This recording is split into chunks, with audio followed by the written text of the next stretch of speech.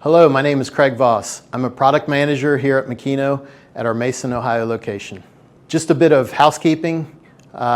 We will have a live question and answer session at the end of the presentation, so please add your questions in the chat box at the top right of your screen. Now let's get started with today's topic, the Fixture Hydraulic Unit. The topics we'll be reviewing today are, in general, what is the unit? We will go over the general information and specifications of the unit, and then we will review some specific capabilities and examples of the unit itself. So let's get started. First of all, what is a fixture hydraulic unit? Makino's Fixture Hydraulic Unit is a complete standalone system that's able to power complex hydraulic fixtures. It provides continuous hydraulic and air as well as coolant to both fixtures on a pallet changer machining center. The Fixture Hydraulic Unit, because it houses many of the controls that will sequence the fixture and verify parts seated, it allows us to simplify the fixture design in that some of these sequencing valves and check valves and other items that are typically included with your fixture will not be required. This makes for a much simpler fixture design and allows you more room for parts and clamps. The unit can be operated two ways, manually or via M-code automatically. So this allows us to pair the unit with automation as well as manual operation. And it's important to note that this fixture control unit is integrated directly to the machine control and communicates with the machine control. That makes it very easy for an operator during fixture setup, troubleshoot, or in automatic operation with any type of automation. And finally, the unit is compatible with Makino's NX series machines. Now let's go through the general information for the Makino Fixture Hydraulic Unit. At the heart of the system is a gear-driven pump that is variable speed and allows us to provide 800 to 3,000 psi of clamping force. Because of the higher pressure, we are able to utilize higher clamping forces for some of your larger parts, and we are also able to sometimes reduce the clamp size in cases where we're trying to fit more parts on a fixture for a higher density and more throughput. Also available on the unit are air circuits. So with these, we can provide part seat detection as well as a variety of other functions. The unit utilizes a 12-port rotary union to supply hydraulics and air directly to the fixture from overhead.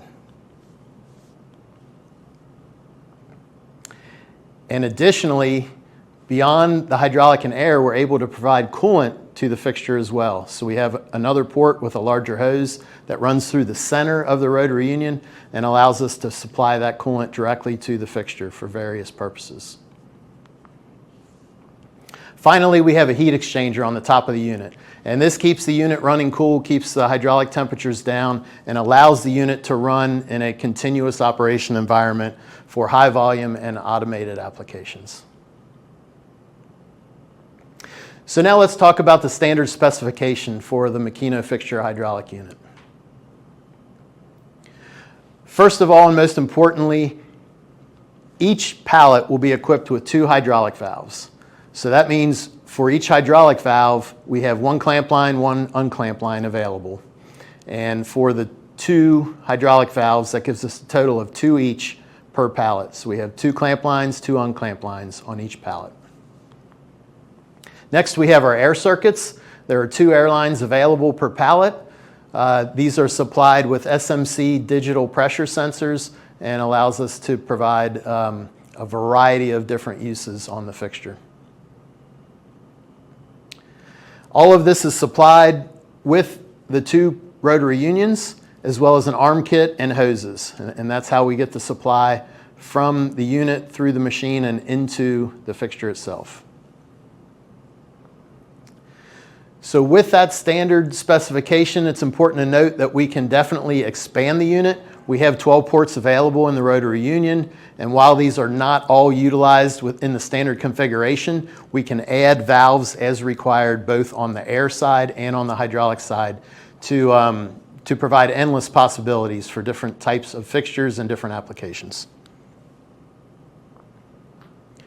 So beyond the standard specification, let's give a little bit of insight to where this unit lives on the machine.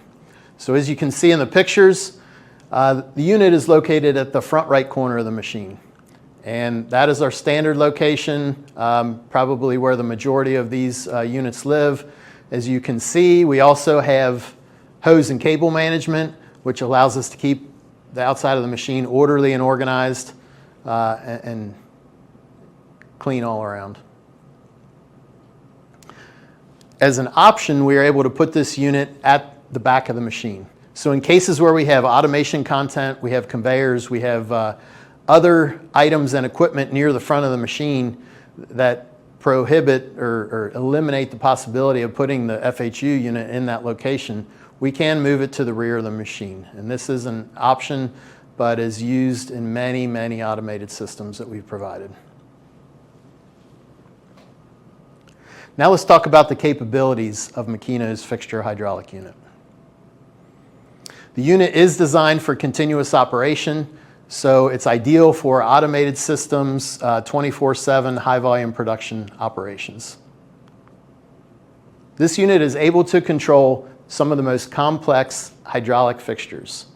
We have even supplied, in certain instances, custom software that allows for sequencing that may not be available through standard parameter settings. We're able to reduce pressure on each circuit where required. And in other circumstances, we can also provide a dual pressure if a specific clamp requires both high pressure and low pressure clamping during different parts of your process. Pneumatic part seat detect is one of the more common uses of the airlines and is very essential when you decide to automate any system. Through fixture coolant is used to keep the fixture flushed and washed and free of chips. This is also something that is used very commonly in automation and is essential to achieving your throughput and your uptime, which is expected in an automated environment. Continuous connection in the machining area allows us to control the fixture while it is in the work zone. There's several uses for this. One being we can unclamp and reclamp a part for stress relief purposes. Another would be to remove a clamp from an area of the part that requires machining. Again, the unit is expandable up to 12 lines, so the possibilities are endless for what we can do with the hydraulic and air circuits of the unit. And finally, the unit is compatible with automation and is an essential piece of automation and ensuring that you get the reliability and the throughput and uptime that you're expecting from your automation. Now that we've gone through the capabilities of the unit, let's talk about some specific considerations for the Fixture Hydraulic Unit. First of all, I want to talk about chips. What is the cost of a chip on a locator? Obviously, this is a very bad situation. Typically, it's going to cause reject parts and scrap material. So how do we detect that is the first question, and the second question is how do we prevent those circumstances from happening in the first place? We have a solution with the Makino Fixture Hydraulic Unit. Let's talk about it a little further. First of all, we have our air part seat detect functionality on the unit. As you can see here, we have a hole in the primary locator circled in green. The small air hole allows us to pass air pressure between the part and the locator. Once the part is clamped down, the pressure raises and we sense that the part's properly seated. If we do not hit a specified pressure, we can alarm and indicate that there's something wrong with the part load. This is typically used on primary locators in most fixtures. With that said, this functionality can also be used on secondary and tertiary location in the case of 321 type locating. Now this next video shows another example of our part seat detection. Again, we have the hole in the locator and we're using those SMC pressure sensors to detect any kind of issue. In addition to the part seat detection, we're also able to look for possibly broken locating pins or spring-loaded locating pins that are not in the correct position when loaded. Or we could potentially detect a part type using a plunger on the fixture and air circuits within the fixture. Now let's move on to our through fixture coolant option. So detecting a chip is the first part of the equation, and it's very important that we know that a chip's there. But let's take this one step further and come up with a way that we can eliminate the chip from ever being there in the first place. And that's what we're able to do with this through fixture coolant option. As you can see, we have nozzles. They're organized around the locators so that we can wash the fixture and clean critical areas of the fixture, eliminating chips and debris that could cause loading problems. As you can see, as we mentioned earlier, we have the coolant line at the rotary union that allows us to pass coolant into the fixture. And then you can also see we have a specific nozzle that's aimed at some of the critical areas of the fixture. This example on the right shows you an instance where we're flushing a primary locating pad to keep the chips away. And finally here we have a video. This shows the actual option in use on a live fixture.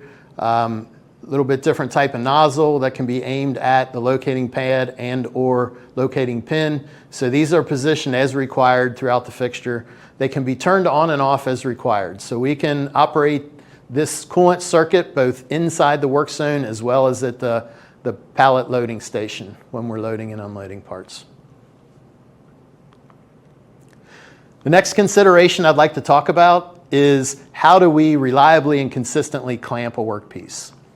Again, the Makino Fixture Hydraulic Unit has you covered, and we'll talk about how in some of these examples.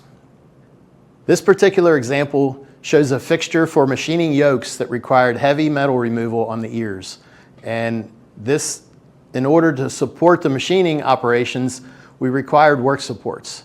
Those were in the way when loading, so what was arranged here is a rotating mechanism that moves the work supports in and out of place, as you can see with the video. The clamping sequence involved several operations here. So we had an OD chuck that clamped the part. We also had some loading guides that needed to be removed from the part prior to machining. And as I mentioned earlier, we had the rotating work supports that would move into place, and then we had to control the actuation of those work supports. Another thing to notice in this particular example is we do have the fixture wash nozzles aimed at the chucks and the precision locating surfaces on the fixture. So the point here is that our FHU system was able to control all of this actuation and timing as required for the operation. Let's move on to another example. This one's a bit more complex, involving a transmission housing. This part, due to the locating, which is internal to the part, and the large tower on the fixture, required that the part be loaded from overhead. Because of the standard position of our rotary union above the fixture on the center line, we were not able to load the part in that orientation. So what we had to do is come up with a loading orientation where there's an arm and the rotary union swings out of the way. So you can see we've got two different scenarios for the loading and the machining. Beyond that, the clamping for this particular fixture became very involved. Not only did we have the swing arm and the locking pin, but we also had the standard clamping for the remainder of the fixture. In this case, we used a hybrid approach to the control for the clamping. The FHU system was used to control the swing arm that moves the rotary union out of the way, as well as a locking pin and the general supply of clamping pressure to the fixture.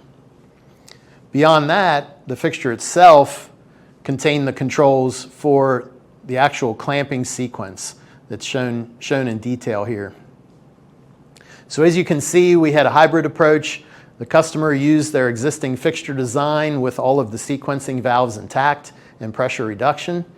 And the FHU was able to connect and provide additional control to move the rotary union out of the way, allow for loading, and maintain that continuous connection with the fixture. Now that we've gone through some more standard types of applications for the fixture hydraulic unit, let's talk about a few more unusual situations and maybe more out-of-the-box possibilities to see what's possible here. Again, the fixture hydraulic unit has you covered. In this case, you might need a little bit of help from our application engineering team.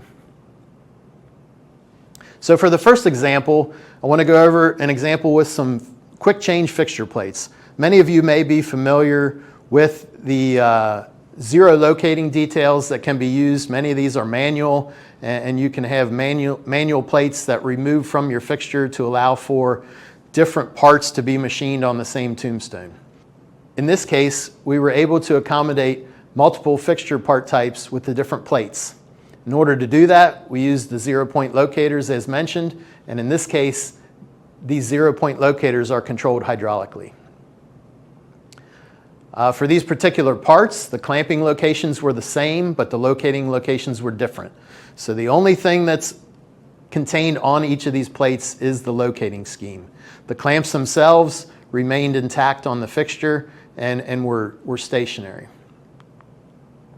So as you can see, we've got the plate loaded on the fixture in this picture, and then we've got another showing the part actually loaded on that fixture. All of this is controlled by the Makino Fixture Hydraulic Unit, and we are able to automatically load and unload these plates with this scenario. Now let's talk about a little more detailed scenario here. Similar concept where we have the fixture plates for different part types. In this case, we are in a fully automated cell where the robot is loading parts. These were actually small inline 4 engine blocks, and this automation is still in production today. So it's used to manufacture multiple types of parts, and what we have is automatic changeover with the robot. So you can see the stand where we have the fixture plates. We also have grippers storage for the robot. So what this allows us to do is when the operator signals a part change to a different type, the robot automatically communicates with the machine, prepares the machine. Once the last part is unloaded, the machine is cleaned, goes through a coolant wash cycle in the work zone, and then is brought back outside where the robot has access to the plate. The plates automatically unclamp so the robot can remove them and set them on the storage stand inside the cell, and then the new plate is loaded. So this is completely automatic and no operator intervention required whatsoever. In this case, because we also have fixture clamps and possibly work supports on those plates, we needed a way to provide hydraulic and air through those plates. So for that, we use quick connects for the hydraulic and air that you can see circled in red on the lower right picture. And because of the complexity of this situation with the 0-point locators, we have air cleaning for those 0-point locators, also seat detect for the 0-point locators, in addition to the normal clamping that we have to deal with the multiple hydraulic clamp circuits and work supports and the pneumatic air seat detect. This becomes a rather complex system, and as I mentioned, utilizes all 12 ports. And now we'll begin our live question and answer session. But before we do, I'd like to mention that we are broadcasting from one of Makino's Experience Center rooms. As I mentioned, we're in Mason, Ohio here, but we have these Experience Center rooms in some of our other locations in North America. And if you have If you have interest in a Makino machine but are not able to visit one of our showrooms to see it in person, we may be able to set up an EC event where we can do a live broadcast. We can show video content from inside the machining center and hopefully give you a very good view of what that machine is. So feel free to reach out to either your salesman or through our webpage if you'd like to set up an event for a one-on-one event. Thank you.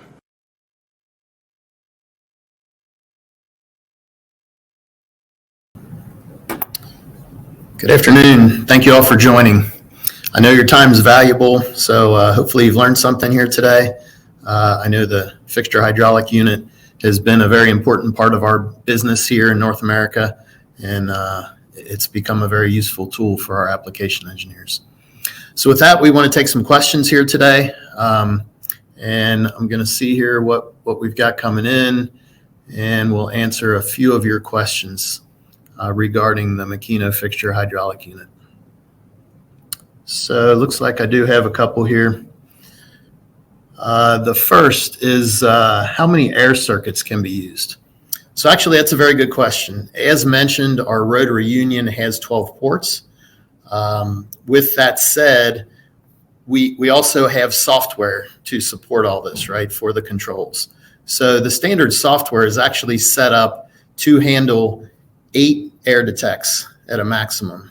And really thinking that through, the number is not arbitrary. It's been, kind of developed over the years that this unit has been available. If we utilize 8 of those 12 ports for air, then that leaves 4 remaining that can be used for the hydraulics. So that's what we have in place.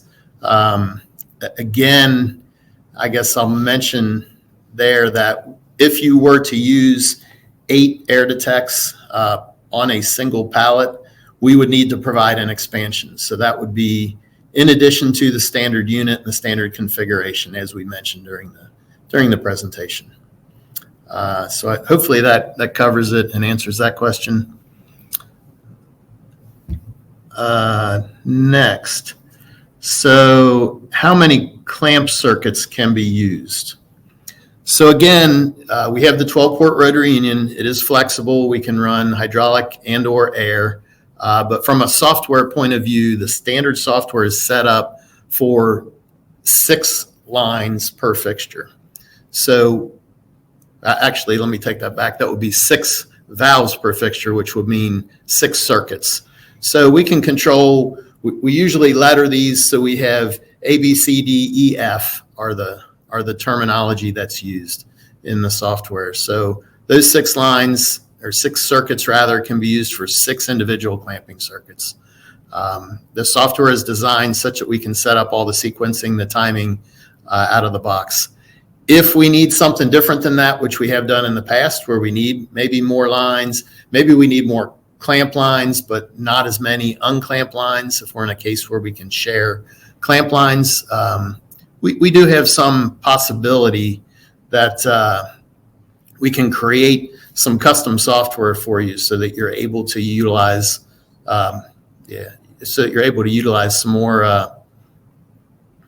some more clamps if possible. In that case, you'd need to contact, Makino Application Engineering, and we could work on that. Okay, we've got more questions coming in here.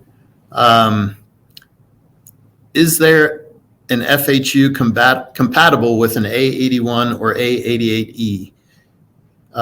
So essentially what's happened over the years, this unit was originally called a CPH, continuous pressure hydraulic unit. It was a little bit different configuration, and that is what was developed on some of the earlier machines.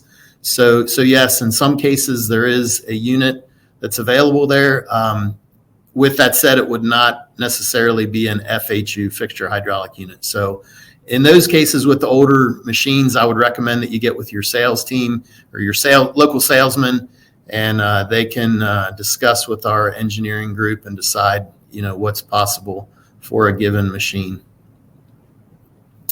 Okay, let me look through a couple more here.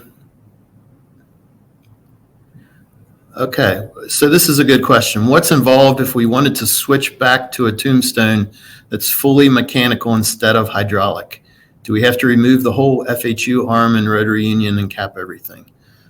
So yes, essentially there you've more or less answered your own question, but what would be involved is the fixture would be removed. You do have the arm and the rotary union up above. Those would have to be removed from the machine. Otherwise they would be in the way. And there's nothing there to support that unless there's a fixture there connected. So they would be removed, cap everything off at the manifold, and it would be turned off in the parameters. And then you could run manually there. Okay, continuing on. Okay, another good question. Is hydraulic pressure monitoring available to detect a drop in clamp pressure during the machining cycle? The answer there is yes. Because this unit is fully integrated with the machine control, we are continuously monitoring the pressures and making sure that that unit is doing what it's supposed to. If it's a small leak, the unit will continually pressurize the fixture, and it'll basically allow you to continue running and somewhat cover up that issue for some time. However, at some point, if a leak becomes so severe that the unit is not even capable of maintaining pressure and you're probably going to lose hydraulic fluid, that would be the point where you'd likely see an alarm on the control. Okay. Okay, there's a follow-up to the question about the switch back to mechanical. A temporary switch back to mechanical instead of hydraulic. So if you wanted to do this on a temporary basis, that'd be a little tricky, I guess. We are able to provide a situation where you would have one hydraulic fixture on, say, pallet A, and you'd have a mechanical manual fixture on pallet B. So that's a possibility, if that was something that would help. But otherwise, it would be a pretty extensive process to change from hydraulic to manual fixturing. Probably not something you'd want to do every day. Okay. Let's see here. Believe I have covered everything in the list. If you have further questions down the road, or anyone would like to set up a personal one-on-one EC event with our engineering team here at Makino, you can contact your salesman and we can arrange to do an event that's more specific to your application and your needs. So with that, I'll say thank you again for your time. We appreciate your attendance, and have a good afternoon.